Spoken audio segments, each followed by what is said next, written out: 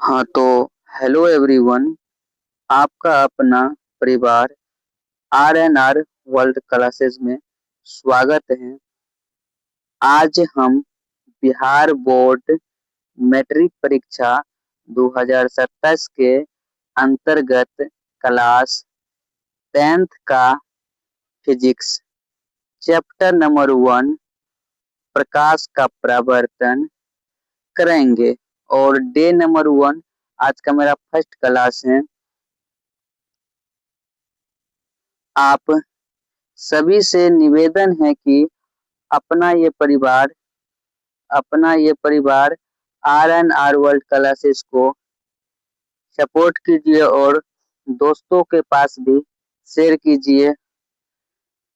सफलता का कोई मंत्र नहीं है, सफलता का असली मंत्र है भाई, मंजिल मिले ना मिले ये तो मुकद्दर की बात है, पर हम कोशिश भी ना करें ये तो गलत बात है। भाई मेरे, कोशिश करते रहना है। सफलता मिले या ना मिले ये तो मुकद्दर की बात है। कोशिश करने वाला भाई कभी हार नहीं होता है। कोशिश हमेशा करना है। मंजिल एक दिन ना एक दिन मिलना तय है। सवाल पर चलिए भाई मेरे। देखिए, चैप्टर प्रकाश का परावर्तन है। प्रकाश वह कारण है जिसकी सहायता से हम वस्तुओं को देखते हैं। भाई मेरे, जैसे कि हम अंधेरे रात मान लीजिए, एक या बंद कमरा मान लीजिए, इस कमरे में बल्ब नहीं लगा हुआ है। जैसे आप अंधेरे में कोई वस्तु मानिए यहाँ पे रखा हुआ है, आप अगर यहाँ पे हैं तो मानिए यहाँ से किसी वस्तु को देखिए, अंधेरे में तो दिखाएगा नहीं ना। जब तक प्रकाश नहीं होंगे तब तक हम किसी वस्तु को नहीं देख सकते हैं। अगला पॉइंट है, प्रकाश एक प्रकार की ऊर्जा है। प्रकाश एक प्रकार क्या भाई मेरे, ऊर्जा है। प्रकाश सदैव सीधी रेखा में गमन करती है। प्रकाश हमेशा भाई सीधी रेखा में गमन करेंगे, टेढ़ी मेढ़ी रेखा में कभी नहीं गमन करेगी। इतना बात को ध्यान रखिएगा। अगला पॉइंट है, प्रकाश की चाल सबसे अधिक गैस में, उसके बाद द्रव्य में और सबसे अधिक ठोस में होती है। ये सॉरी, सबसे कम ठोस में होती है।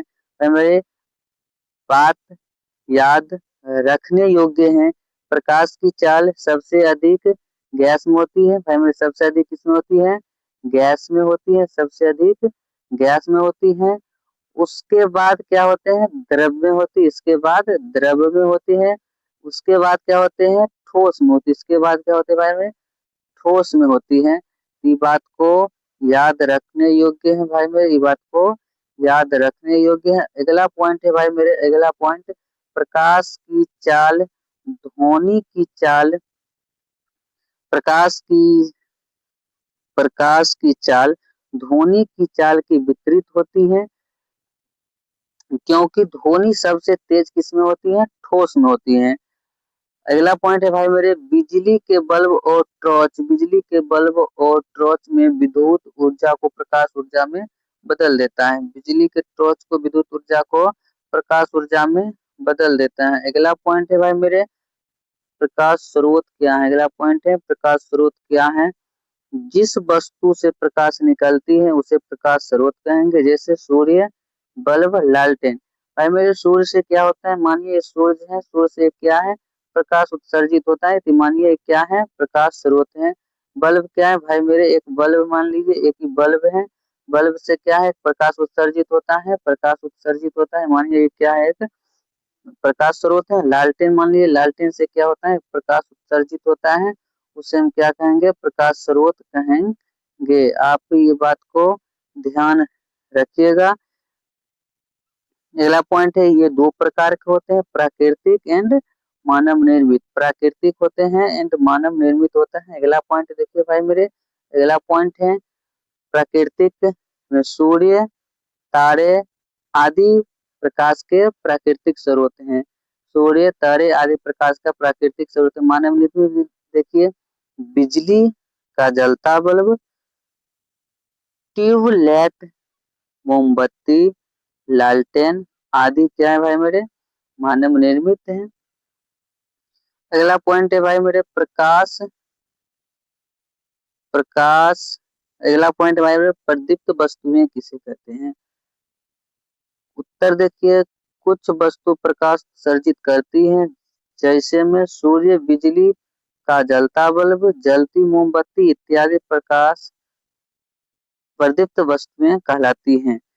समझिए भाई मेरे, बोलता है कुछ वस्तु प्रकाश उत्सर्जित करती हैं। सूर्य, बिजली का जलता बल्ब क्या होता है भाई, प्रकाश उत्सर्जित करता है। मोमबत्ती भी प्रकाश उत्सर्जित करता है। जैसे कि आप एक मोमबत्ती लीजिए, मोमबत्ती क्या होता है भाई, प्रकाश उत्सर्जित नहीं करता है, प्रकाश उत्सर्जित करता है नहीं। ये सभी क्या है, प्रदीप्त वस्तुएं कहलाती हैं, सभी प्रदीप्त वस्तुएं कहलाती है। अगला पॉइंट देखिए भाई मेरे, अप्रदीप्त वस्तुएं। अगला पॉइंट है अप्रदीप्त वस्तुएं। अप्रदीप्त वस्तुएं कुछ कुछ वस्तु प्रकाश उत्सर्जित नहीं करती हैं, जैसे टेबल, कुर्सी, पुस्तक, पौधे इत्यादि। टेबल, कुर्सी, पुस्तक, पौधे इत्यादि भाई क्या करता है, प्रकाश उत्सर्जित नहीं करते। मानिए एक कुर्सी है, मानिए एक कुर्सी है, ये कुर्सी क्या होता है, कुर्सी क्या करता है भाई मेरे, प्रकाश उत्सर्जित कभी करेगा नहीं ना, तो कभी नहीं प्रकाश उत्सर्जित करेगा। पुस्तक मानिए एक एक पुस्तक रखा हुआ, मान लीजिए पुस्तक है, पुस्तक क्या करेगा भाई, प्रकाश उत्सर्जित करेगा नहीं।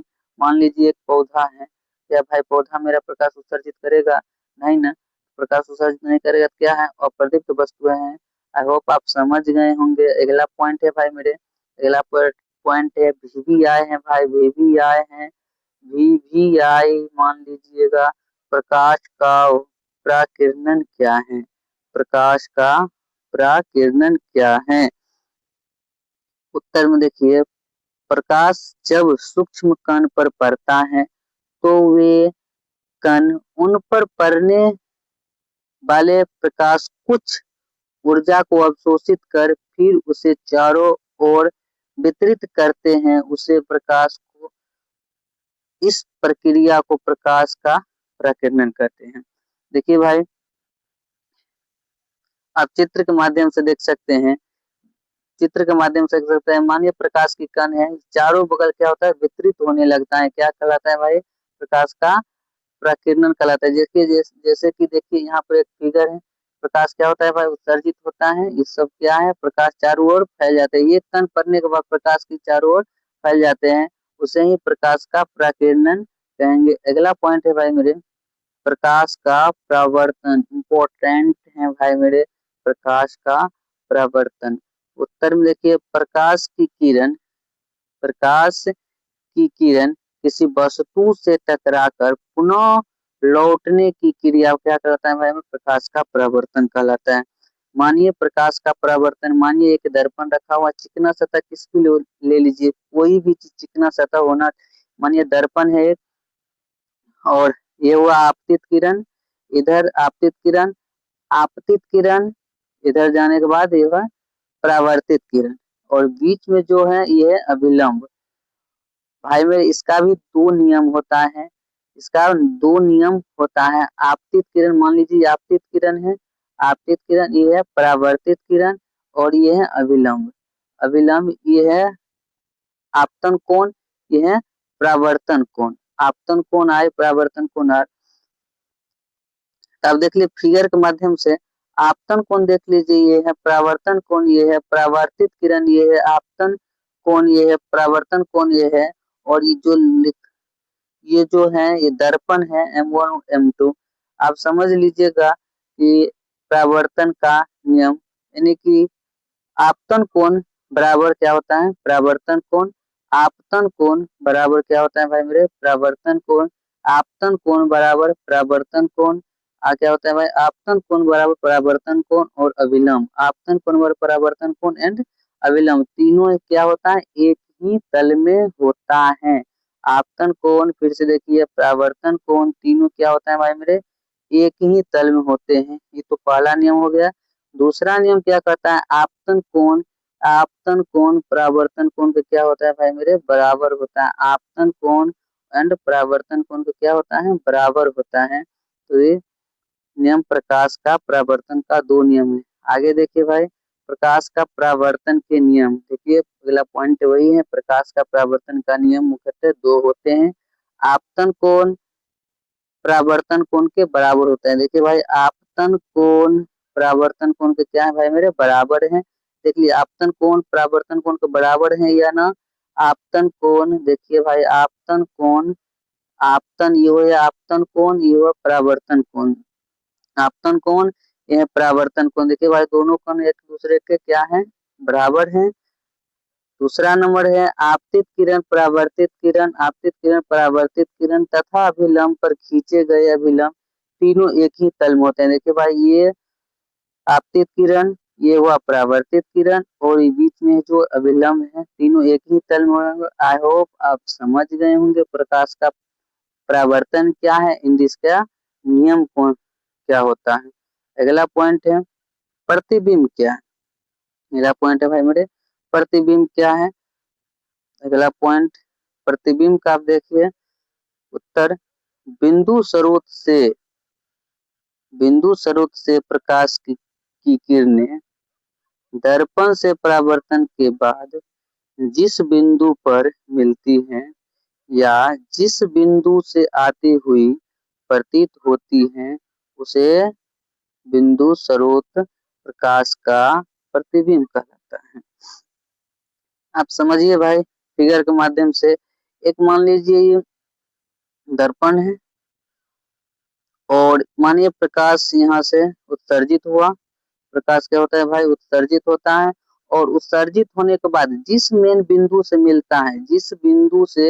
मिलता है वही प्रतिबिंब कहलाता है। वही क्या होता है भाई प्रतिबिंब कहलाता है जिसका एक मेन फोकांस्तर होता है। फोकांस्तर ये फोकस है सभी प्रकाश उत्सर्जित होने के बाद जहां भी बिंदु मिलता है वो क्या कहलाता है प्रतिबिंब कहलाता है। प्रतिबिंब एक दूसरे का क्या होता है अपरूप होता है।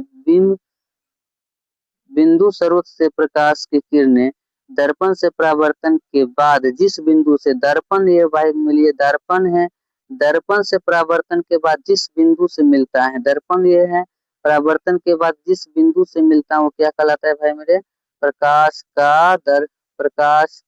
का प्रतिबिंब की परिभाषा का होता है ये। अगला पॉइंट है भाई मेरे समतल दर्पण कैसे बनाया जाता है भाई मेरे समतल दर्पण कैसे बनाया जाता है। उत्तर देखिए किसी साधारण कांच के एक सतह पर सिल्वर ब्रोमाइड बी आर की एक परत चढ़ाकर समतल दर्पण बनाया जाता है। भाई मेरे आप सभी के घर में एक समतल दर्पण होंगे। आप सभी के घर में देख लीजिए फिगर के माध्यम से एक समतल दर्पण होंगे। सभी के अगर असली समतल दर्पण होंगे सभी के किनारा में क्या होता है भाई बैक में एक AgBr यानी कि चांदी सिल्वर ब्रोमाइड का एक क्या होता है भाई मेरे परत चढ़ाई जाती है। और दर्पण की फोकस दूरी समतल दर्पण की फोकस दूरी भाई मेरे क्या होता है अनंत होते हैं। वो याद रखने योग्य है समतल दर्पण की फोकस दूरी भाई मेरे अनंत होते हैं। अगला पॉइंट है भाई मेरे समतल दर्पण द्वारा की विशेषताएं क्या होती हैं। तो उत्तर में देखिए समतल दर्पण से बना प्रतिबिंब की विशेषताएं निम्नलिखित हैं। पॉइंट देखिए प्रतिबिंब दर्पण के पीछे बनता है। क्या होता है भाई प्रतिबिंब दर्पण के पीछे बनता है। मानिए एक दर्पण है कौन सा दर्पण तो समतल दर्पण क्या है भाई मेरे तो एक है समतल दर्पण और एक यहाँ पे एक मान लीजिए एक मुन्ना है यहाँ पर मान लीजिए एक भी मुन्ना है। अगर ये मुन्ना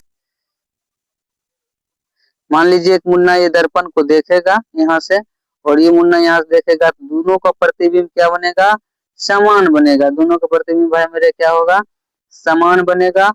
अगला पॉइंट देखिए प्रतिबिंब का आकार वस्तु के आकार के बराबर होता है। भाई मेरे क्या होता है प्रतिबिंब का आकार वस्तु के आकार का बराबर होता है। देखिए प्रतिबिंब ये है और इसका जो प्रतिबिंब बना ये क्या है प्रतिबिंब का आकार दोनों का आकार सेम बनेगा। प्रतिबिंब वस्तु की अपेक्षा सीधा होता है। जैसे प्रतिबिंब सीधा जैसे करेंगे वैसे ही होगा। अगर ये मुन्ना हाथ ऊपर करेगा तो ये भी मुन्ना क्या होगा, इसका प्रतिबिंब भी मुन्ना हाथ ऊपर करेगा। प्रतिबिंब आभासी होता है तथा तथा हम इसे पर्दे पर प्राप्त नहीं कर सकते हैं। प्रतिबिंब दर्पण से उतना ही पीछे बनता है जितना वस्तु वस्तु दर्पण से आगे बनता है। भाई मेरे समझ गए होंगे आप। अगला पॉइंट है गोलीय दर्पण क्या है। गोलीय दर्पण क्या है, देख लीजिए गोलीय दर्पण क्या है। गोलीय दर्पण क्या है, उत्तर में देखिए। गोलीय दर्पण उस दर्पण को कहते हैं जिसकी परावर्तक सतह किसी खोखले गोले का एक भाग होते हैं।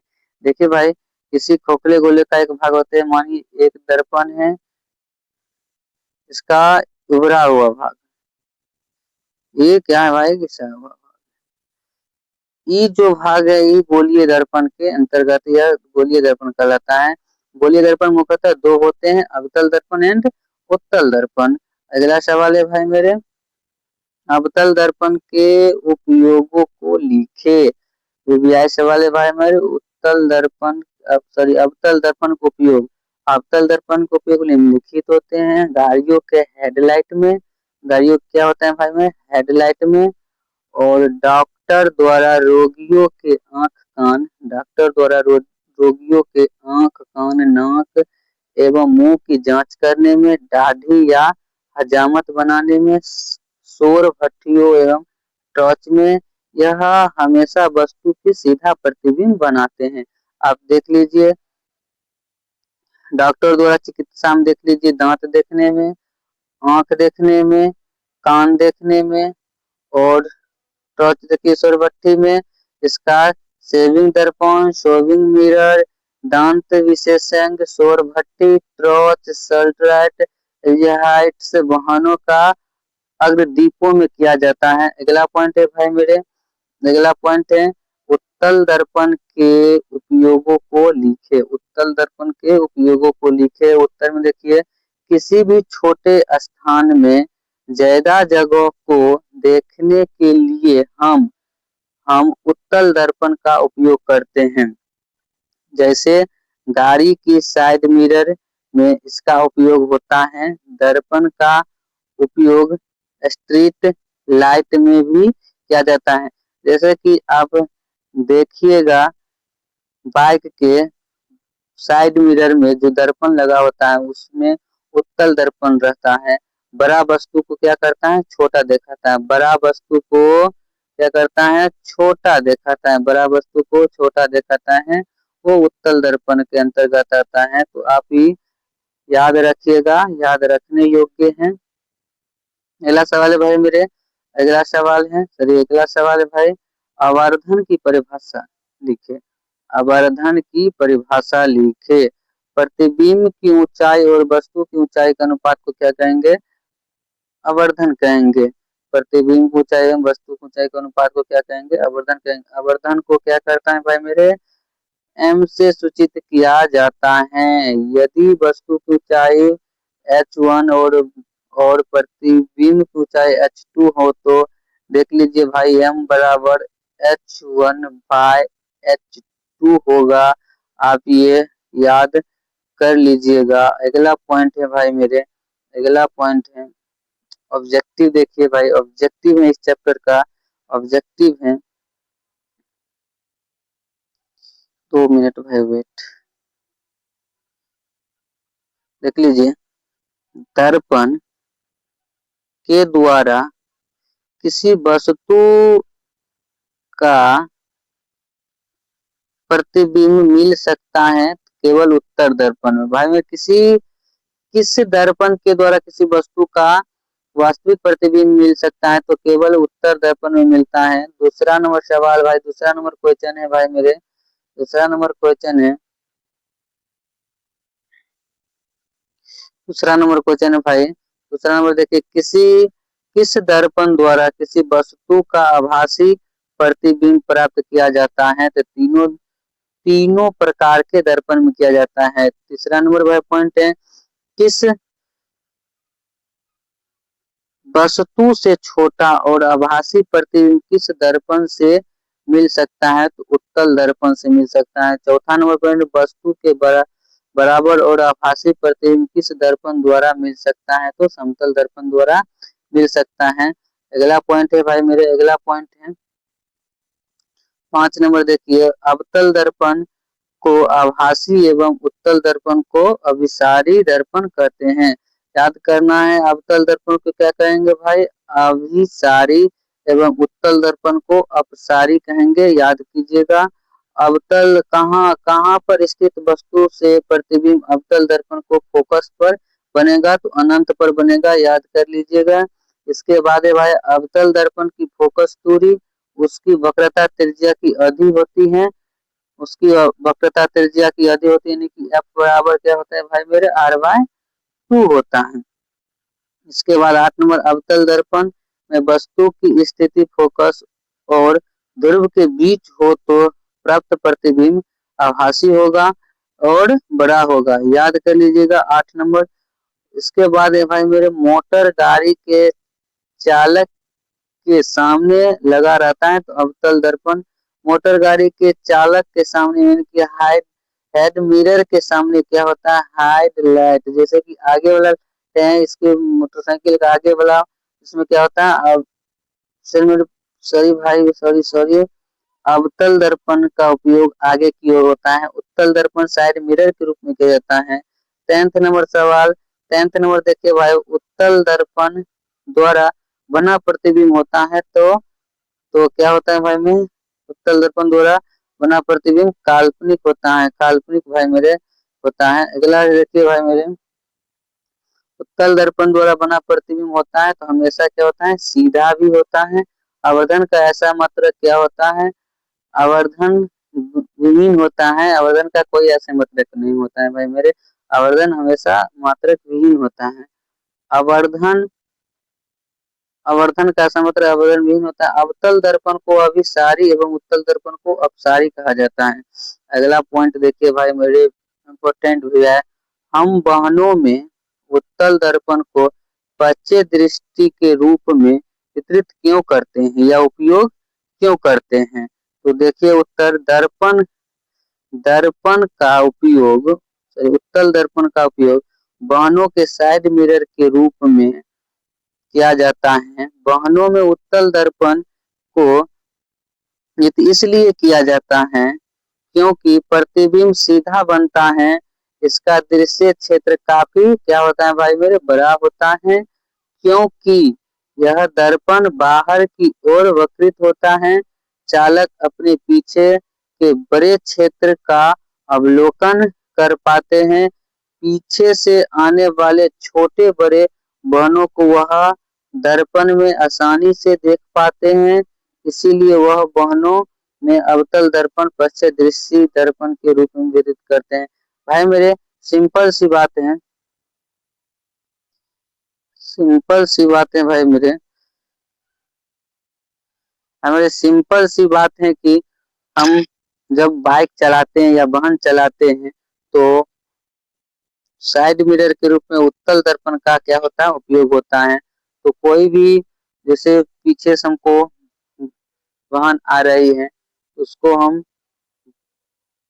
दर्पण में देखते हैं तो हम गाड़ी को इस साइड से उस साइड कर लेते हैं, तो हमको मतलब बड़ा वस्तु को हम छोटा देख सकते हैं और हम साइड ले सकते हैं और हम खतरा के निशान से बच सकते हैं। इसीलिए बोला गया है कि हम वाहनों में उत्तल दर्पण को पश्चिम दृष्टि के रूप में क्यों क्या होता है? क्यों पश्चिम दृष्टि के रूप में क्यों लगाते हैं भाई? ठीक है, अगला सवाल देखिए भाई मेरे, अगला सवाल है, याद रखने योग्य महत्वपूर्ण बिंदु है। उत्तल दर्पण हमेशा छोटा और सीधा दिखाता है, इसीलिए यह ड्राइवरों को पीछे का बड़ा ट्रैफिक देखने में मदद करता है।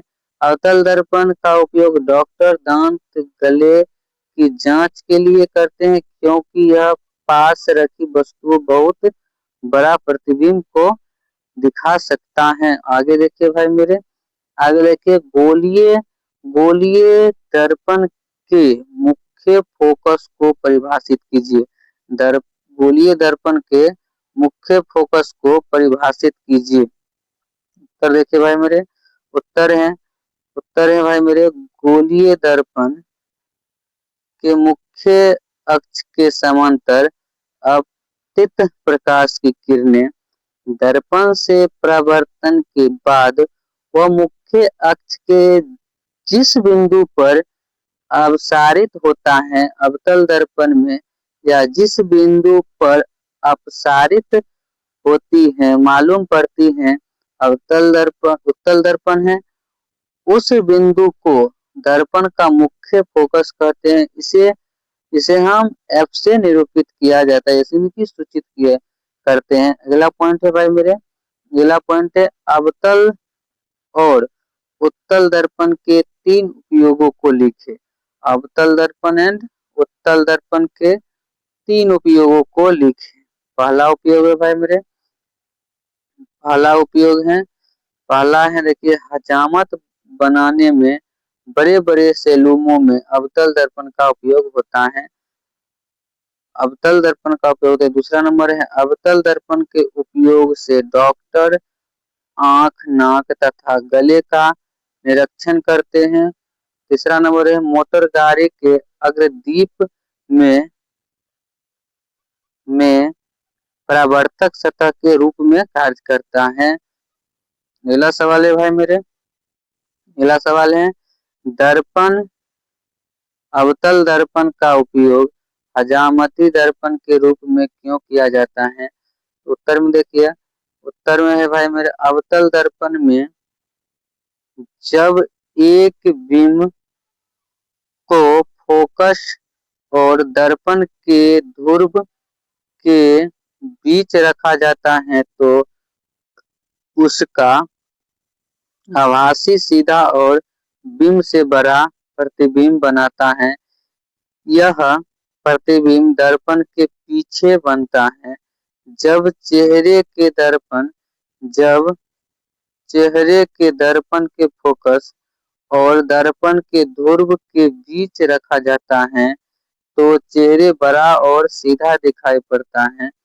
इस दर्पण को हजामती दर्पण के रूप में व्यवहार किया जाता है ताकि चेहरे पर छोटे छोटे बाल बड़ा दिखाई पड़े और बाल काटने के समय चेहरे पर कई कई बाल नहीं बच सके। भाई मेरे, हजामत में जो अवतल दर्पण का उपयोग होता है वह, जैसे कि हम कह सकते हैं, बाल जिसे काटते हैं तो उसमें स्पष्ट रूप से उसका प्रतिबिंब बड़ा बड़ा दिखाई पड़ता है ताकि हजामत लोग अपना बाल काट सके और एक भी नहीं होता है। इसमें शुद्ध शुद्ध जो होता है इसका प्रतिबिंब आसानी से दिखाई पड़ता है, तो अवतल दर्पण का उपयोग इसी में होता है। अगला सवाल है भाई मेरे, उत्तल दर्पण का उपयोग साइड मिरर के रूप में क्यों करते हैं? उत्तर में देखिए, जब वाहन का पश्चिम दृश्य देखने के लिए उत्तल दर्पण ड्राइवर की दाहिनी ओर लगा होता है। इस दर्पण का दृश्य क्षेत्र काफी वृहत जिससे पीछे आने वाले वाहनों को आसानी से देख पाता है। किसी तेज वाहनों को साइड देने की प्रक्रिया आसानी से कर लेता है। उत्तल दर्पण में प्रतिबिंब सीधा और छोटा बनाता है, छोटा दिखाई पड़ता है जिससे वाहन की प्रक्रिया आसानी से मालूम हो जाता है। भाई मेरे, इसी के रिलेटेड से पीछे हम सवाल कराए हैं, आप देख लीजिएगा। अगला सवाल है भाई, अवतल दर्पण का उपयोग सोलर कुकर में क्यों किया जाता है? अवतल दर्पण का उपयोग सोलर कुकर में किया जाता है। उत्तर में देखिए, सोलर कुकर में सूर्य के किरणों का उपयोग ऊष्मा ऊर्जा प्राप्त करने में किया जाता है। सोलर कुकर में बड़े बड़े अवतल दर्पण का उपयोग से प्रकाश परावर्तन अधिक मात्रा में होता है। ये परावर्तित प्रकाश की किरणें एक स्थान विशेष पर अपसारित होता है जिससे ऊष्मा उत्पन्न होती है। इस ऊष्मा का उपयोग भोजन पकाने में किया जाता है। आप समझ लीजिए कि अवतल दर्पण का उपयोग सोलर कुकर में क्यों होता है, तो भोजन पकाने में किया जाता है। भाई मेरे, लास्ट क्वेश्चन था, इसी लास्ट क्वेश्चन है, आप सभी से निवेदन है कि आप हमें सपोर्ट कीजिए और आगे बढ़ाइए और वीडियो को शेयर कीजिए अपना दोस्तों के पास। और मैं इसी सवाल के साथ अपने क्लास को विराम देता हूँ। जय हिंद, जय भारत। All the best.